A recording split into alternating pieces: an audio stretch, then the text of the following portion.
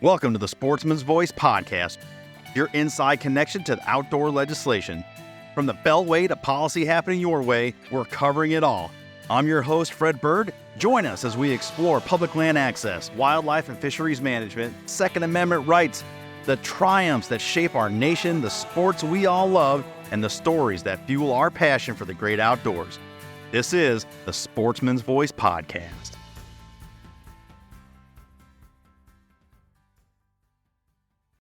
It is that time again. Welcome back, everybody, for another edition of the Sportsman's Voice podcast. This week, we're welcoming in Vice President of Policy, Brent Miller for CSF. We have a lot of good stuff to report. Excited to introduce you officially to Brent here on the program. Got a lot of stuff to get into as we hit the mid part of the year. So with that, let's go. It is Thursday once again, folks, and it's time for another feature episode of the Sportsman's Voice podcast. Welcome back. Hope our time away has been good for you. Man, we're coming up on almost a year of this here promotion, this product. I've appreciated the feedback from all so far. It's been a good almost 1 year. And with that, every Wednesday since the beginning of this year, we've pivoted and brought you news items from around the country weekly. So you, the audience, have had the benefit of hearing from our team, stuff that's happening on the ground, some of the highlight stories. But, I don't think what we've done maybe a good job of expressing on this show is just the totality, the amount of work that goes in to what it is we do on a daily basis here at CSF. And, well, with that, I thought it would be a really appropriate time to invite our Vice President of Policy onto the show, let you guys get introduced to one Brent Miller. And Brent is here with us now. Brent, welcome to the show. Thanks so much for carving out the time.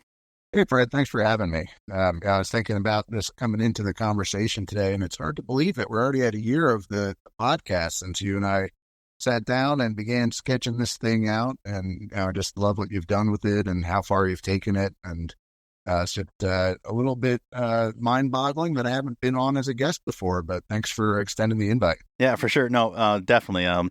We've been, again, so busy with a multitude of things here since, the sessions were on. Now they're kind of going down. But what recently has happened is we've hit the mid-year point for our organization. So the timing is good on this. And thanks for waiting for the invite. But our mid-year report is out. That went out to those on the distribution list, to our partners, to our leadership, our board members. And it really highlights and brings into focus so much of the work we've done. Before we dive into that, I wanted to give you an opportunity, Brent, to tell the audience kind of the genesis of our state's programs team. I mean, they've heard Jeff. He was our first guest on the program. And Jeff Crane talked about the beginnings of Congressional Sportsmen's Foundation, where that came from on the Hill. But, as we've often said so many times on this show, a lot of the big work is getting done in the state capitals and people's backyards. And that's where we're able to deliver so much. I mean, the stuff that we're doing federally is great. We have lots of wins there to celebrate. But the stuff that's affecting our sporting community day to day is in their backyard. Yeah, that's exactly right. And so I know Jeff has already given a kind of high level 30,000 foot overview, but essentially, the underpinnings of our organization is that, we were formed back in 1989 with a very singular focus of supporting a fledgling at the time Congressional Sportsmen's Caucus on Capitol Hill.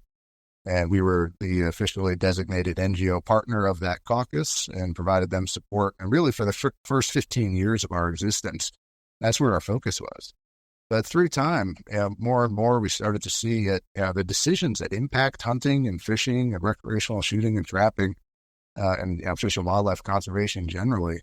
The vast majority of those decisions were being made at the state level.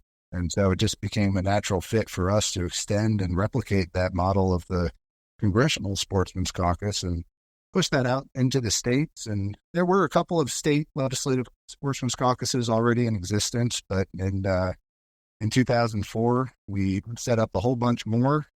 And we united those that were already in existence under a banner called the National Assembly of Sportsmen's Caucuses. And so we had 21 caucuses when we launched that year. And through time, we've grown. And we're now in all 50 states. And we're up to 2,430 legislators now involved in that program. So it's just incredibly impressive, the growth that we've seen over the last 20 years, really.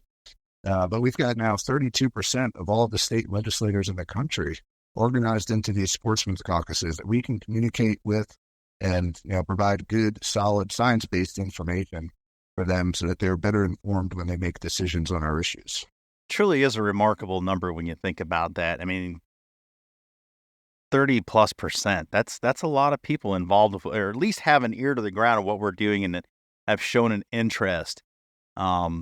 And widely effective. I mean, as per this mid-year report, we are tracking internally to set all sorts of goal-setting records for our engagement at the state level.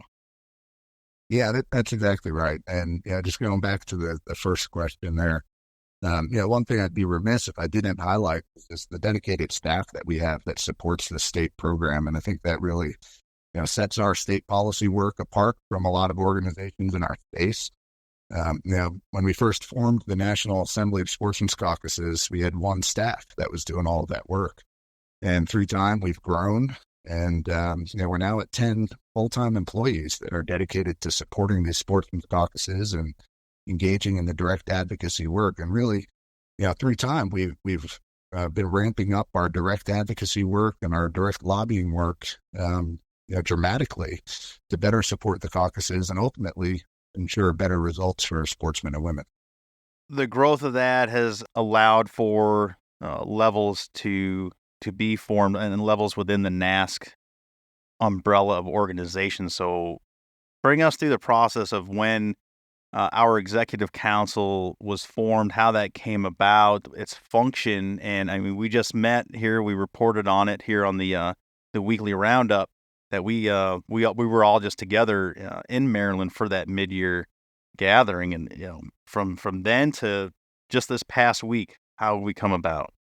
Yeah, so the Executive Council for the National Assembly of Sportsmen's Caucuses was actually formed right at the start, right when we conceived this idea, and so even before we launched in 2004. We really, from the beginning, recognized that this needed to be a program that had direct legislator involvement in providing advice and guidance to us and how to better serve them. And so this was baked into the model right from the start. And through time, it's proven to be just an incredible working relationship that has really resulted in a significantly improved program through time. We've got 10 designated members now, 12 designated members all throughout the country who are elected by their peers to serve on this executive council. And they coordinate with us throughout the year. We reach out to them. We seek guidance. We ask questions. How can we better support the caucuses? What do you think about this idea? We kick ideas back and forth.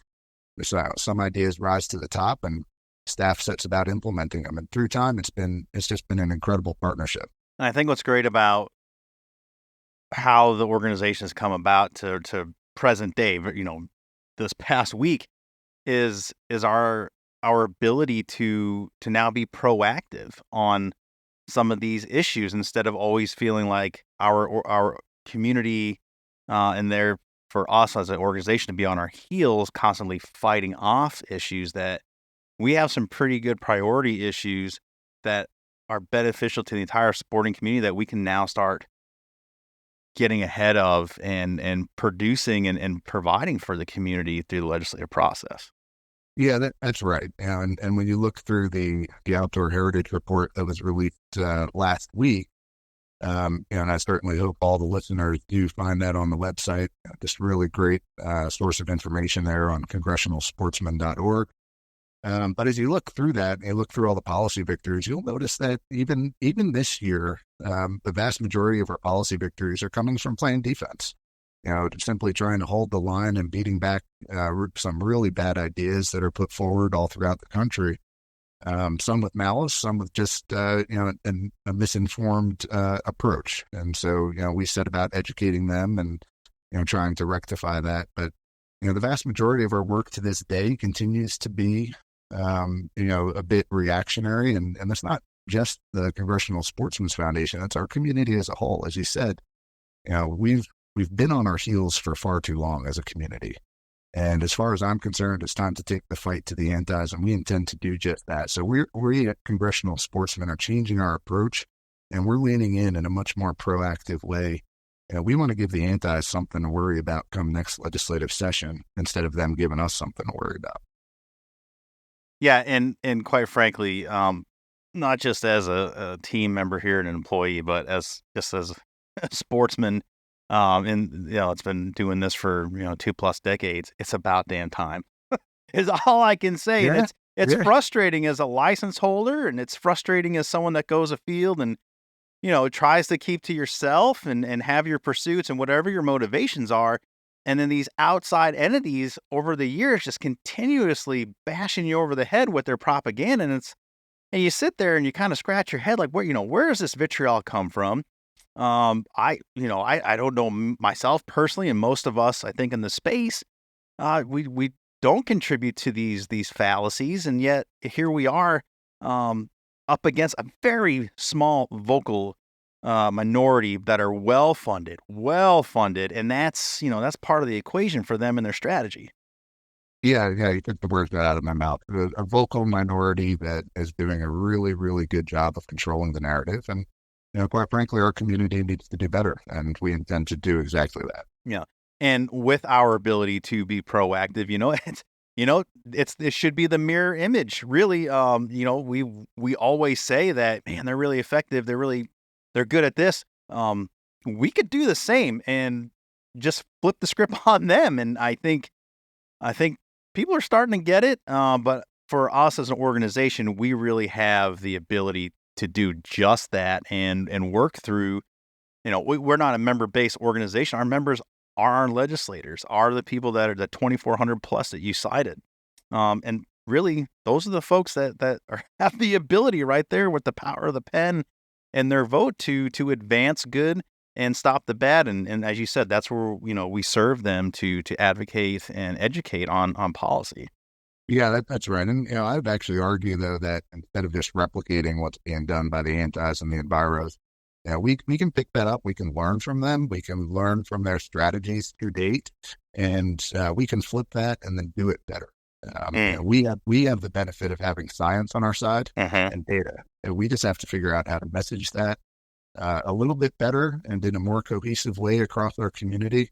But we've got some really, really strong policy initiatives that we as an organization are going to be pushing actually starting now. I mean, we're already ramping up and getting ready for the 25 sessions and talking to legislators about bill introductions. We're getting going right now. Do you want to take this opportunity to kind of highlight a few of those priorities here? Or are we going to just let the folks find out as we move through? Well, some of them I don't want to tip our hand too early. Very good. And put it out there, but there's some kind of low hanging fruit out there.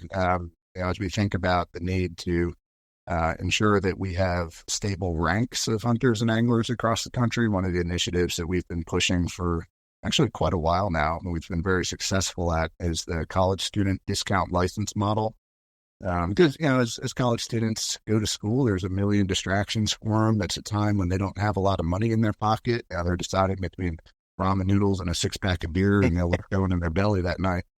Some of them. Not saying I was in that category by any means. But anyway, so the point being that they don't have a ton of coin in their pocket, and so if we can bring down the license rates for them to the resident rate, we're not trying to give them free or anything like that, but just make it a little bit more affordable to them so that when they're in school, they can continue their passions and they can continue to be an engaged member of our community. And then by the time they graduate and they get into the workforce and they have a job and they have some more free time and some more autonomy in their day-to-day lives, we can count on them to continue their participation and bring that on into the future and hopefully bring a few with them. Yeah, that's a huge bridge and a gap to to put in there, because as so many of our social studies have bore out, that age demographic is, from an R3 standpoint, is where we lose a lot. And then on the backside of that, we have to work so hard as one of those R's to reactivate them. Having that continuity through is just huge. Yeah, and making it affordable is a huge part of that equation. Yeah, that's right. That's been identified as a real barrier to participation. So this model solves that. And as I said, we've been largely successful so far. We've gotten this done in 32 states and counting, and there's a number of additional states that are on the list for next year. There has been a lot of reoccurring perennial issues across the country, themes, if you will. One of those that I think we're okay with talking about, because we've celebrated some wins on these for CSF, is excuse me, the license reimbursement policy of ours. And I've talked about it here on the show, that when a state or agency wants to offer a free or discounted license to a specialty group like veterans, disabled veterans, seniors, and now we're starting to see that kind of go out into other different categories of work identifiers, what people do professionally, which is great. The biggest problem for us is, when people hear, CSF is opposing this, like it's there's no good way to come out of that. However, you got to read more than the headline, and read into the first paragraph and of a would-be statement, and that is, we support that as long as we're backfilling the funds from that, so the state agencies can appreciate the federal funding, and that they're not missing out on those dollars. Talk about that, and then also, Brent, go into some of the reemerging or the continuous perennial issues that we're seeing as an organization. Yeah, so happy to dive in there. So that's an issue that has arguably become more critical for us to focus on as a community through time, because, as you said, this idea is expanding that, if legislators want to recognize a specific group in our nation for their service to our country or to their local communities, that their go-to is to try to give them free hunting and fishing licenses. And the problem there is, as you rightfully hit on, is that we not only lose out on those dollars for that license, but state agencies lose the ability to leverage those dollars against a federal match to get even more money coming in. So it's not just the $20 that a state is losing per fishing license. There's a multiplier effect there of additional monies that they're now not able to tap into at the federal level. And to be clear, as an organization, we celebrate the service of those that have given their time and energy, and in some cases their lives, to this country. And we absolutely want to celebrate them. But again, we have to do this smart. And so the reimbursement model really allows us to do that. So basically, it says, if the legislature wants to grant a free license, they still have the authority to do that. But if they do that, then the cost of those dollars will be backfilled from the general fund, from general taxpayers. And so the state agency still gets those dollars. Yeah, it seems like a good solve there. And, anecdotally, as someone that did serve, and I'm not going to speak for the entire veteran community, but I feel safe in saying this, that most of the veterans in this country, are good with not being singled out and taking advantage of a free awesome blossom onion or whatever it is with these discounts. I mean, it's certainly nice, and it's always appreciated when some things are afforded to that community, but I don't think people are certainly bent. And then to that extent, because of the character and makeup of that particular community, I think we'd understand, why that's important to backfill that, because of the mission of those agencies and wanting to have mission delivery on the ground. And golly days, we're challenged with people buying those licenses, at least as far as hunting goes, that so many of these state agencies depend on that. They're almost fully funded by, if not completely funded by, the participation from anglers, trappers, and hunters. So yeah, it's an important deal, and it's definitely a story and a strategy that needs to be out there, and people need to buy into and champion that. So, if you're not a policy wonk, but you're hearing about this, we've talked about Pittman Robinson. We've featured that with Ben O'Brien recently and deep dove that. Like, that's something our sporting community needs to really latch onto and have in their quiver to combat some stuff. And also as just a citizen at large, calling your district Congress, your district representative in state, your district senator, and being like, hey, we love this, but this has to be done better. So, at any rate, I digress. Bring us into a couple more of the more reoccurring themes we're seeing. I locally here, I can talk about and would prime the conversation with the attacks on fishing game commissions and boards. We fought off two major attacks here in New England and Vermont and in New Hampshire, and then Kentucky also took it to the fight here, but it was a little different. Not so much wanting to seat obstructionists and anti-hunters. It was more of a weird deal of they wanted to take the state agency and absorb it into the Department of Ag for Kentucky. A little weird, but still, an issue as far as what you rightly said is science-based delivery and authority. Yeah, exactly right. And so, that's, as you hit on, that is an emerging issue that we are dealing with. And in some of these states, we've been beating back these bills for 3 or 4 years now, and they keep coming up with the same bill or slightly different bills each legislative session. And, we keep beating them back, thankfully. But, lately, some of these have been coming down to the wire, and we were kind of, white knuckling it as we got towards the end of session, seeing if we're going to go or not. So, we've been successful so far, but it's not just New Hampshire, Vermont, and Kentucky.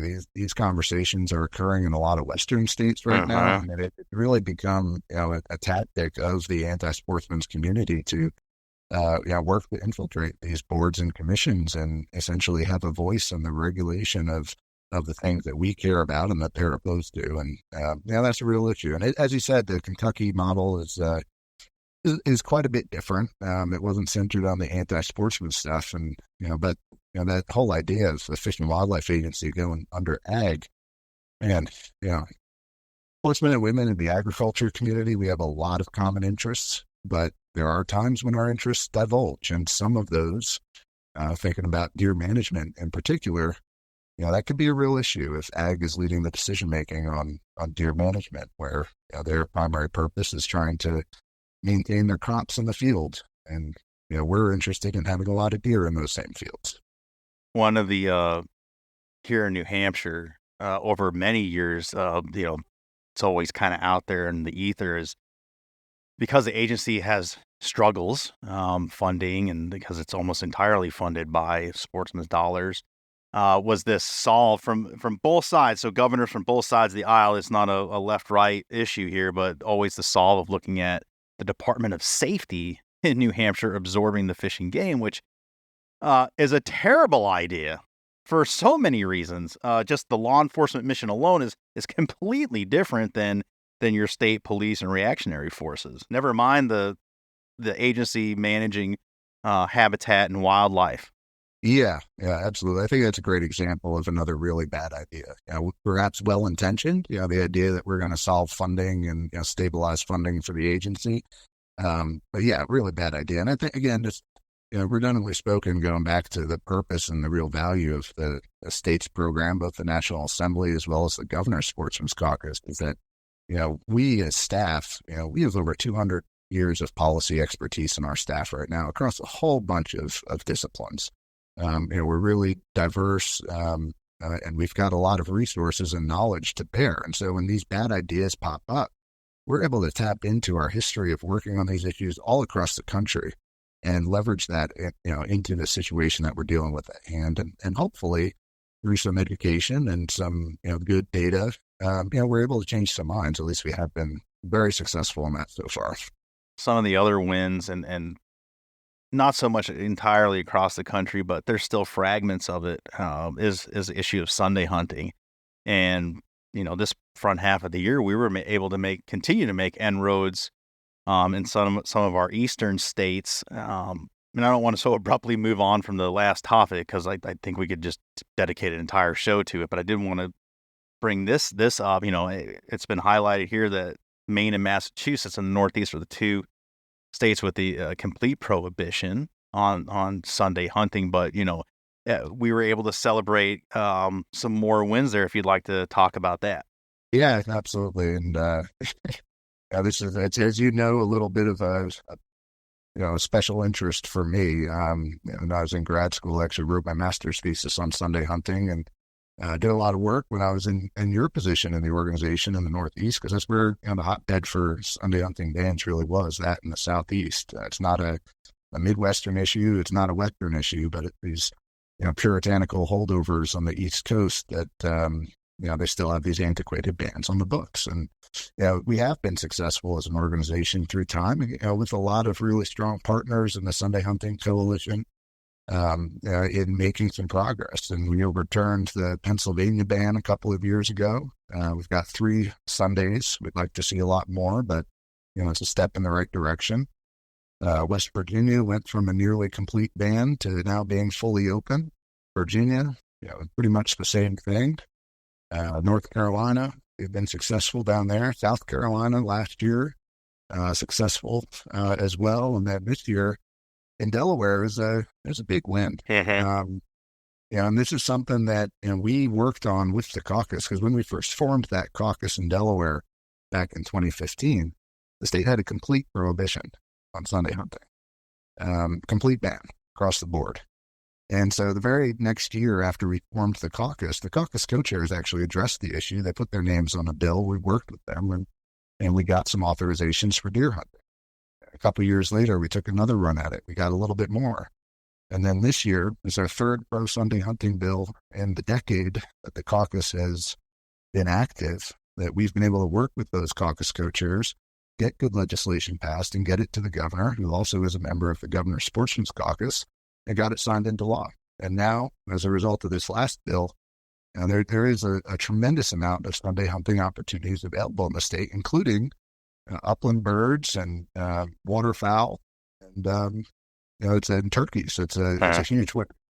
Yeah, just another one of those multi-level issues where you have access issues, a barrier to entry, when your average Joe on the street is working 60 plus hours a week, especially in these economic times, just trying to maintain course, but having to do so much more to do that. And you're only looking at to have the time one day a week to go out. I mean, for some people, again, with the financial component to it, is that juice worth the squeeze? And so many are saying, well, no. Even at a resident rate, do I buy a license? Do I buy all the equipment just so I can go out? From a half an hour before sunset to a half an hour after, or in the case of migratory fowl at sunset, some people just can't justify that. So we lose those people. And then, the ripple effect with the funding and the federal funding and just so much more, tourism dollars from non-resident hunters. It sounds like a pretty antiquated idea, and it is on the face of it, but you start digging a little deeper, like I just could do in 30 seconds. I mean, it's huge. It's a huge issue.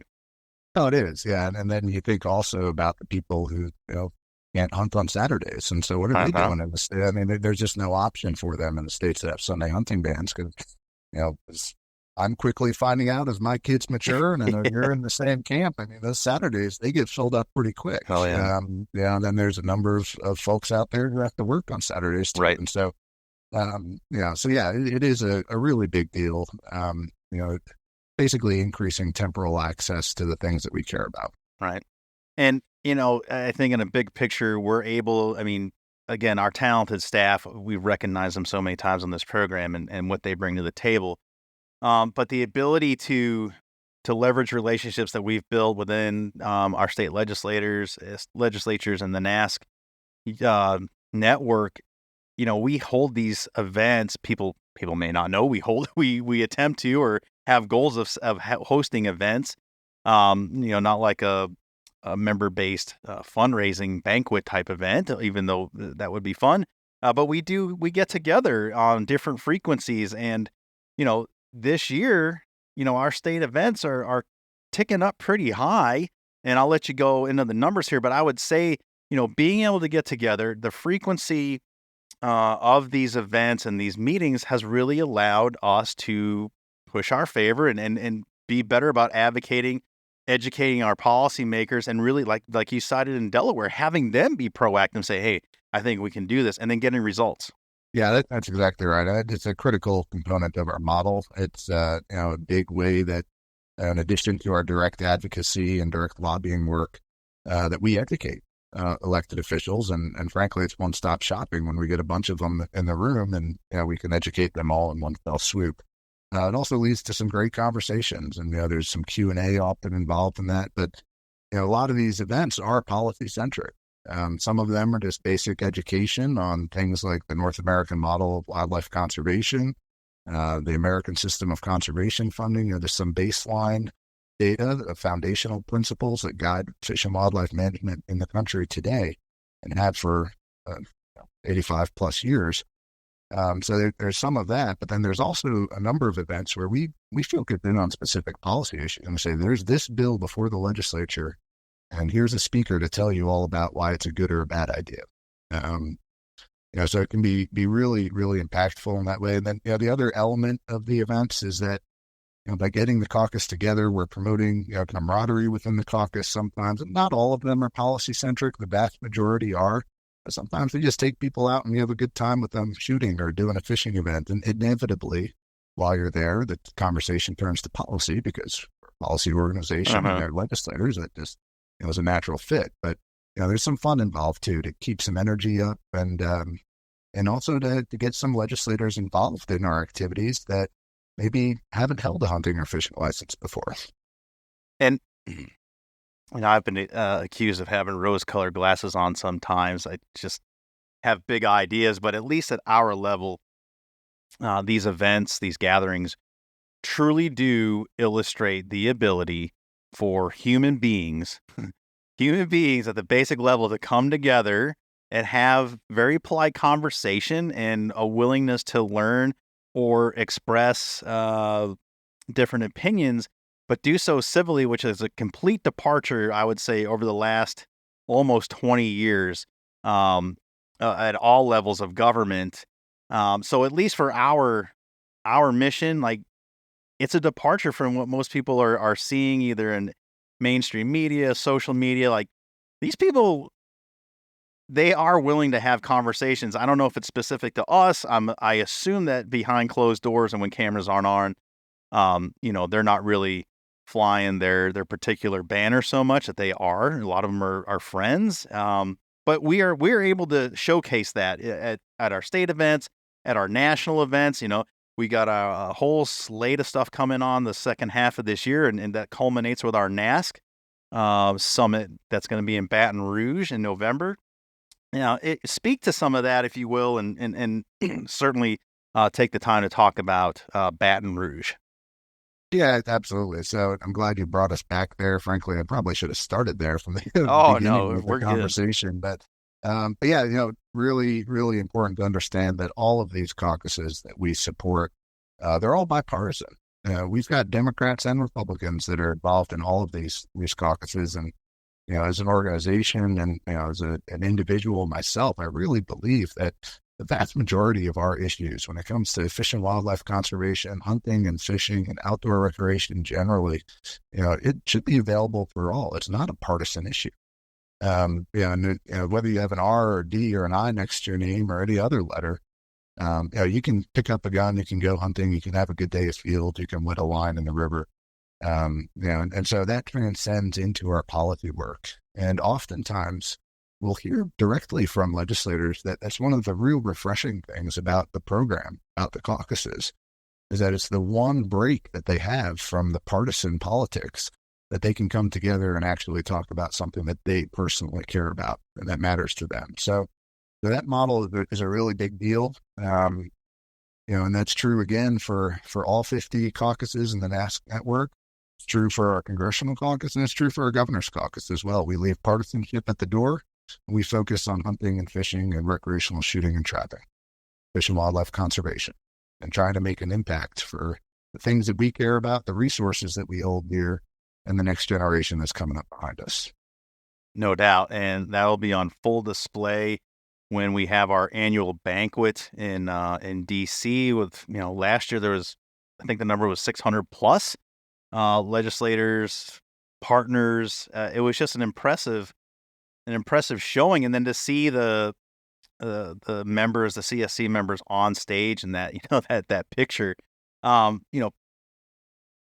political junkies would look at that and start melting down a little bit, I think. And even if you looked at our caucus rosters and say, "Why it just doesn't compute," and their their default biases would start really freaking out. But again, it's on full display, and it's worth celebrating. If our community is where you can start seeing this, that of people for who they are and just human beings, we could get a whole lot done.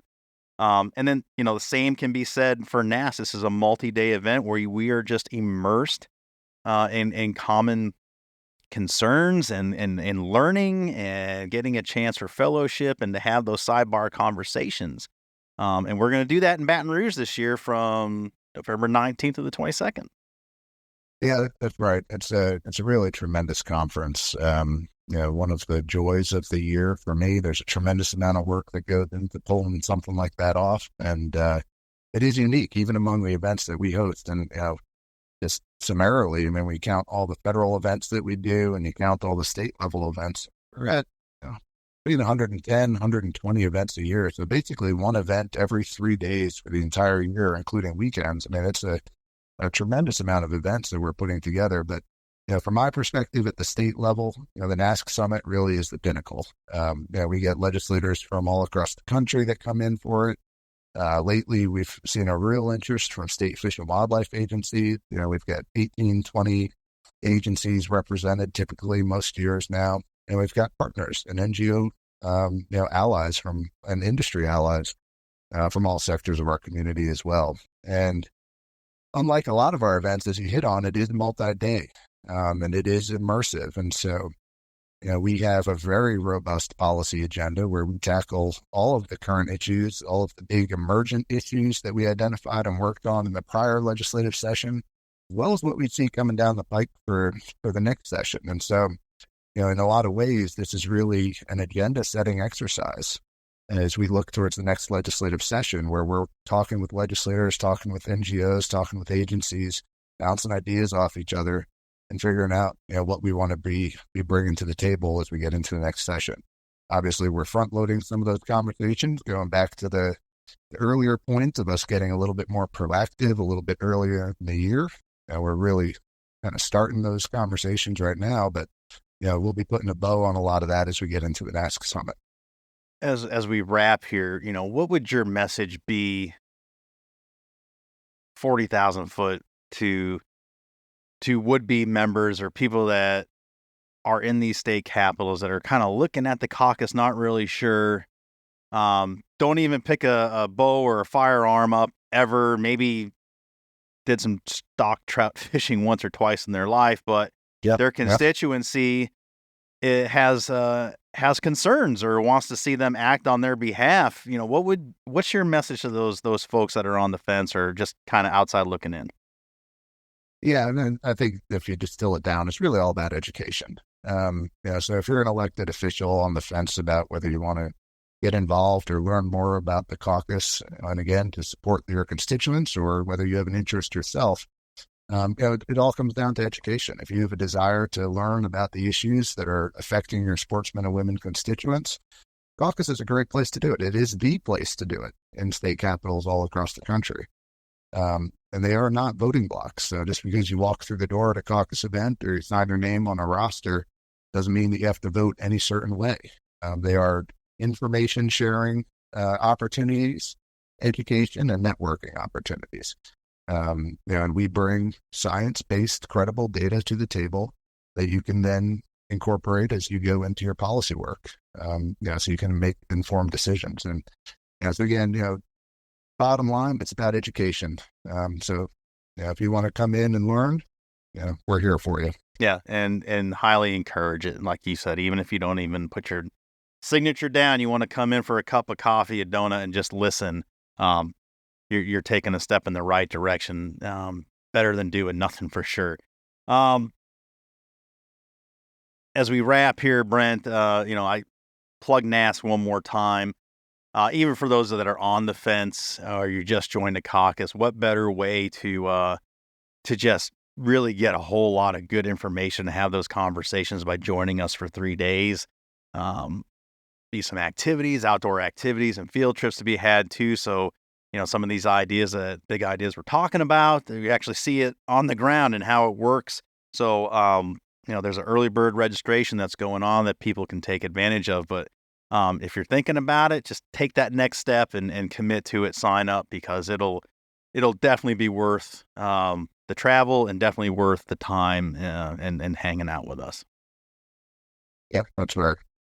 Parting thoughts, anything else I might have missed that you thought we should have covered? Well, man, I think you did a great job on the conversation today and hit all the highlights. Again, I just want to really take a moment to thank all of our dedicated staff. I mean, again, as we covered earlier, that's what sets us apart from a lot of organizations in our space. The expertise that we have on staff, the passion that we have on staff. It just makes it a real joy to work and be leading this team. And you and your colleagues in the state just knocking it out of the park. So keep it up. Yeah, for sure. Appreciate those kind words. And I will tell you, from my personal standpoint in this organization, I've done a lot of really cool stuff in my life, in my professional life, from my military service before wartime to, organizations within our space. And it all has culminated and led me here. And I have never felt more passionate and more satisfied, I guess, with the work I'm doing, knowing that when I'm having these conversations with the folks in my state and legislators from across the country at our events, that we are in a very cool position that our team is really leaving their mark on our sporting community, especially in the states that we live in, that I can look at it and I can see a bill get passed that I know is good for my friends, my family, and ultimately, we didn't even hit on this, but the work we're doing is to the benefit of all on the backs of the few. That's a pretty big deal, and I feel very fortunate to have joined this team almost a year and a half ago and be able to have this voice and communicate to people. So thank you for that. No, absolutely. I'm glad to have you on the team. And you hit on exactly the way that I felt when I first started entering this community and figuring out where I wanted to end up professionally. And I identified very early on that you wanted to have an impact on the things that we care about, that I was personally passionate about, that I built my life around. CSF is a place to do that. Yeah. And that's held true through today. And we're growing.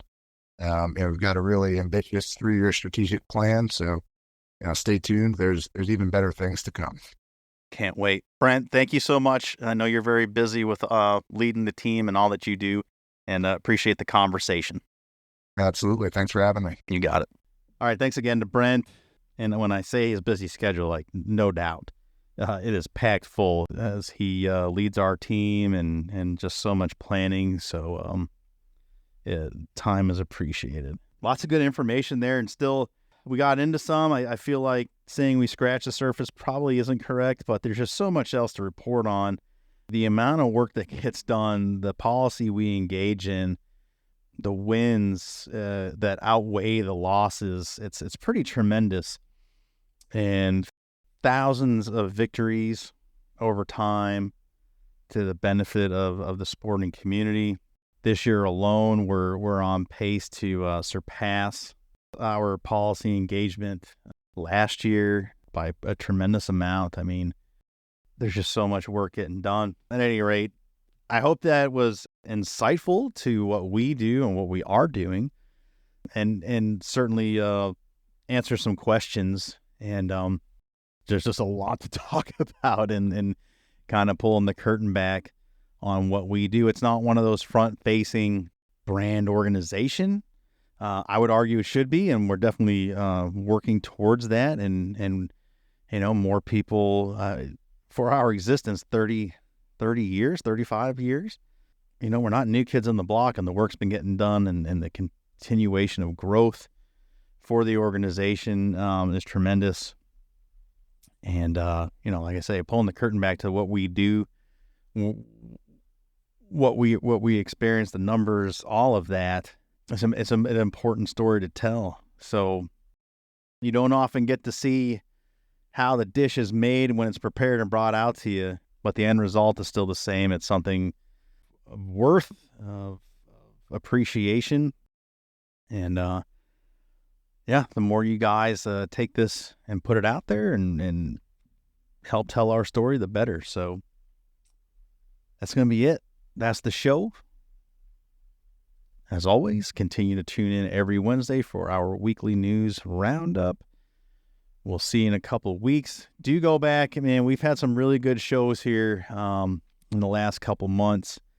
And as stated at the beginning of this show, like, I can't believe we're coming up on a year already with this, and really using this as a great tool and megaphone to tell the CSF story, to tell our caucus members' stories, and a lot of just the groundwork and the behind the scenes stuff that goes into fighting for the good and fighting against the bad in your backyards and also, down on the hill. Hope you all have a great weekend as we work into the dog days of summer. No doubt people are starting to pre-scout. September's on the lips of every archery and elk hunter and whatever else you start doing in September. I look forward to some bear hunting and getting ready to get in that early whitetail woods. So social media is a buzz with velvet rack bucks and everything that comes with that, and big elk if that's your flavor there. So hope that's all going well for you. Stay safe out in the water and the field, and we will talk to you in a couple weeks here on Thursday. So long. Thanks for joining us on this edition of the Sportsman's Voice podcast. Ladies and gentlemen, your support is crucial, and you can help us out right now by leaving a review, filling in those 5 stars where available, sharing this episode with friends and family, and engaging with us socially. CSF can be found on Facebook, Instagram, and X, formerly known as Twitter. Together, we can protect the outdoor sports we love and continue to keep you informed wherever you are. That's it for this week. Until next time, we'll see you later.